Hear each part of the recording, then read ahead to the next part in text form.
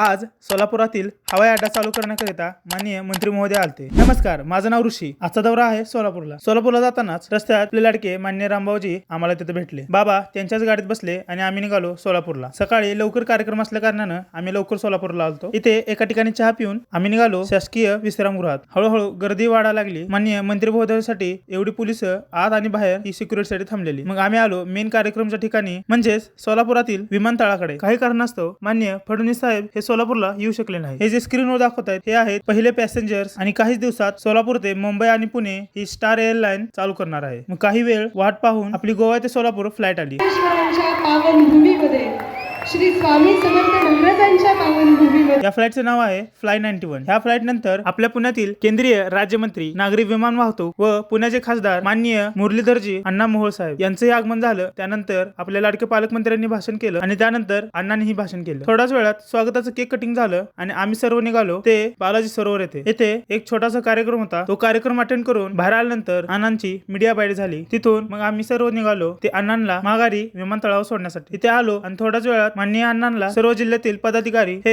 विमानतळावर सोडण्यासाठी गेले। थोड्याच वेळात अण्णांचं विमान उडालं आणि आम्ही सर्व निघालो ते म्हणजे सुधा उपहारगृहात। इथे जेवण केलं आणि आमचा आजचा ब्लॉग हा इथेच संपतोय।